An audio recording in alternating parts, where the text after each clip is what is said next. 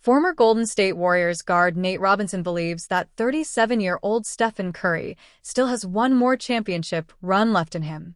"Man, I believe that he can do it," Robinson told Heavy Sports in an exclusive interview arranged by Mbit Casino. "Steph is one of the greats. It was a great opportunity for me to be there, to watch him become the player that he is today. I was there." Robinson joined the Warriors during the 2011-12 season when Curry missed 40 games due to an ankle sprain. The three-time NBA Slam Dunk champion averaged 11.2 points for 0.5 assists and 2 rebounds in 51 games for Golden State. "When I was there, watching him play and going through the ankle injuries and playing through all that and watching him work out was one of the best things I've ever seen anybody do," Robinson said. "And his workouts are extreme, and he does such a great job of making shots and making it look real easy, because he puts in so much work behind closed doors that people don't get to see." The man behind the superstar. Robinson praised Curry's ability to make difficult plays appear effortless on the court, noting that fans often see only the results, not the relentless preparation behind them. "I just wish that people could be a fly on the wall watching his workouts live so they can understand what he puts into it and how he gets out of it," Robinson said. "Like what he puts in, he gets out during the games. That's from the fans cheering and him doing some magical things. I think year 17 for him is going to be a great season. Big year, great season. And I just know that with him, he always brings it. You never got to doubt him bringing it. So he's going to bring it, and I'm excited to see what he does this year." A second chance at life.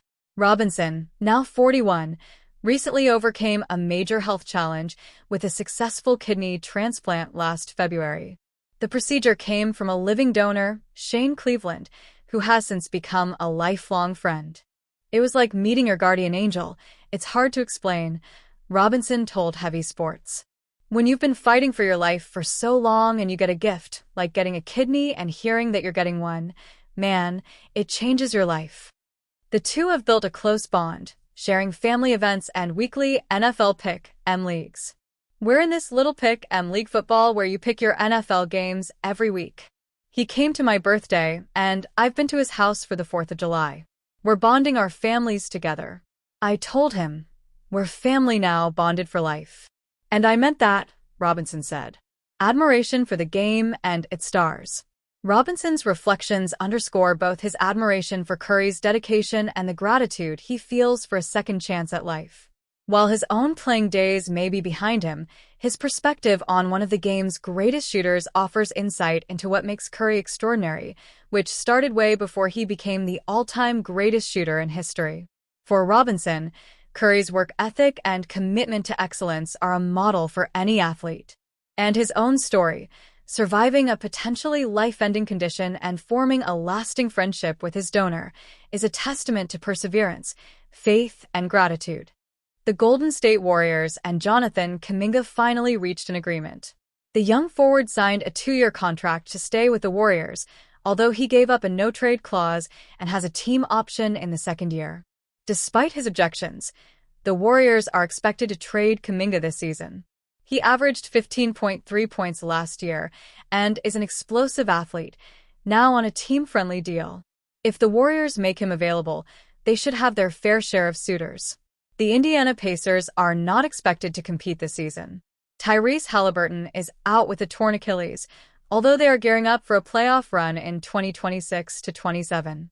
Kuminga fits their timeline and would add some athleticism. Indiana was recently urged to pursue a trade for Kuminga. Mock trade brings Warriors young talent. It's hard to imagine the Warriors and Kuminga ever fully repairing their relationship.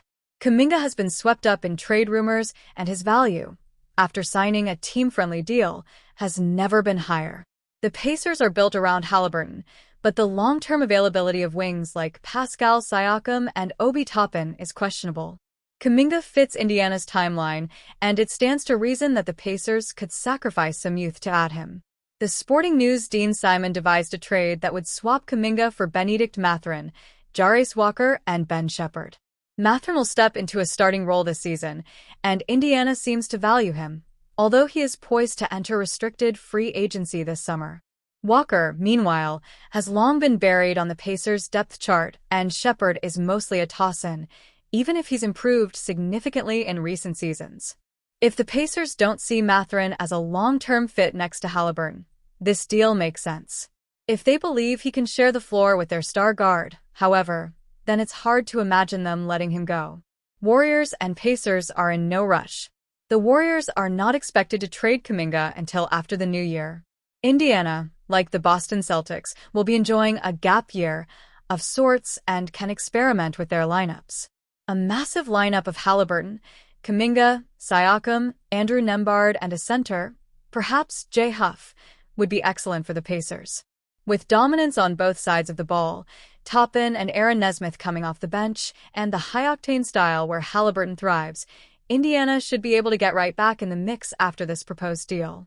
The Warriors, meanwhile, bolster their limited young core, and both Shepherd and Mathurin are proven players. Walker is yet to get a chance, but behind Draymond Green, he could be molded into a great player. It's hard to imagine the Warriors sending Kuminga to a Western Conference rival, and the Pacers, with their unique situation, makes sense. Could the Golden State Warriors front court get even better before the end of the 2025-26 season? According to Blue Man Hoops' Peter O'Keefe, it should be viewed as a possibility at the very least, making the organization's recent Al Horford the start of something great in the Bay. Specifically, O'Keefe believes that the Utah Jazz's disgruntled 7-foot star could wind up on the Warriors sooner than many expect. Last week, Tony Jones of The Athletic reported that the Jazz and Walker Kessler will not reach an agreement on a rookie-scale contract extension, O'Keefe wrote last Tuesday. Combine the lack of an extension with Kessler's Media Day comments. He stated that he's frustrated with the situation, and teams around the league, including the Warriors, should already be keeping an eye on the 24-year-old as a potential mid-season trade target. If Kessler becomes available and if Golden State would be willing to pay him as a restricted free agent, then they should certainly explore the idea of bringing someone in who can fortify the interior over the long term.